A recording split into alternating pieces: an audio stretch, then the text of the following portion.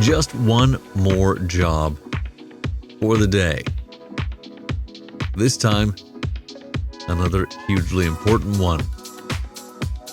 Working on machining this plate as part of the transmission.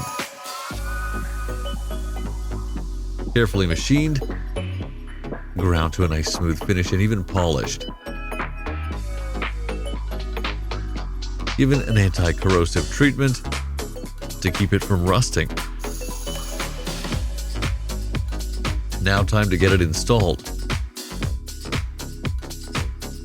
A bearing fixed in the center, a series of bolts and nuts locking it into place around the middle. With some of these truck parts, the size they are, it takes a team.